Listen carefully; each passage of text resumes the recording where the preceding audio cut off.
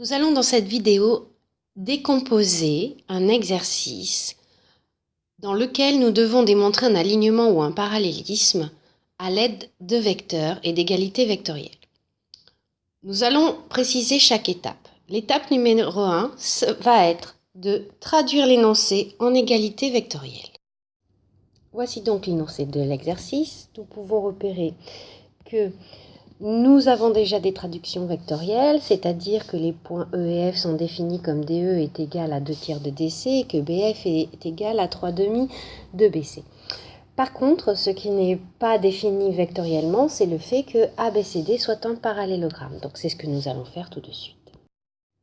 Nous pouvons dans un premier temps représenter ABCD, le parallélogramme à main levée, et puis trouver les relations vectorielles. Ainsi, les relations vectorielles qui traduisent le fait que ABCD est un parallélogramme et soit AB est égal au vecteur DC ou le vecteur AD est égal au vecteur BC. L'étape numéro 2 va donc consister maintenant à traduire ce que l'on doit démontrer en relation vectorielle. Nous devons donc ici démontrer que les points A, E et F sont alignés, ce qui se traduit vectoriellement par les vecteurs AE et AF sont collinéaires, c'est-à-dire qu'il existe un nombre réel K tel que AE soit égal à K fois F ou K fois E est égal à F. Donc c'est ce nombre que nous allons chercher. La troisième étape va donc consister à essayer de calculer quelque chose sur GD/GH et surtout d'appliquer la relation de Chasles en utilisant les vecteurs de l'énoncé. Voici donc ce que ça donne. Pour le vecteur AE, on remarque que dans l'énoncé, il y a le vecteur DE. Donc la relation de Chasles que l'on a envie de faire, c'est le vecteur AE égale AD plus DE. Pour le vecteur AF, on remarque que dans l'énoncé, il y a le vecteur BF. Donc la relation de Chasles que nous avons envie d'utiliser, c'est la relation AF est égale à AB plus BF, de sorte de faire apparaître ce vecteur BF. Maintenant, nous allons remplacer par les valeurs données donc dans l'énoncé. Nous remplaçons donc ici DE par 2/3 de DC et BF par 3/2 de BC.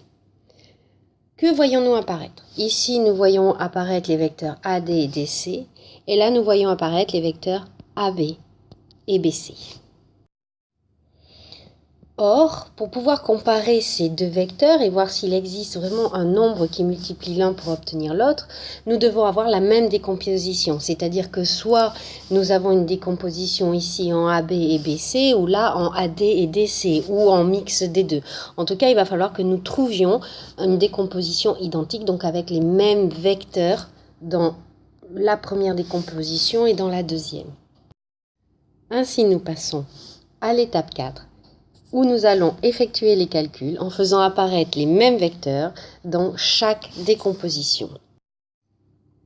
Nous pouvons observer ici que le vecteur AD est égal au vecteur BC qui apparaît là, et que le vecteur DC est égal au vecteur AB qui apparaît là. Donc, nous allons travailler sur cette expression pour avoir une décomposition similaire en AB et en BC pour le vecteur AE. Et cette fois-ci, nous avons les deux vecteurs AE et AF qui sont bien décomposés en vecteur AB et vecteur BC. Nous allons donc pouvoir les comparer. C'est donc la dernière étape de notre exercice. Il va falloir trouver un lien, une multiplication entre les deux vecteurs étudiés. Voici donc nos deux expressions. Nous pouvons remarquer qu'ici, il y a une fois le vecteur BC et qu'ici, il y a 3/2 fois le vecteur BC. Donc nous allons tenter de multiplier AE par 3/2 et nous allons voir si à la fin nous obtenons bien le vecteur AF. En faisant les calculs, 3/2 de AE c'est 3/2 de BC plus 2/3 de AB. Donc 3/2 de BC ça fait 3/2 BC. 3/2 fois 2/3, ça fait 1. Donc 3/2 fois 2/3 de AB, ça fait 1 fois AB. Et que constate-t-on? Nous constatons que 3/2 de BC plus AB est exactement la valeur, la décomposition du vecteur AF.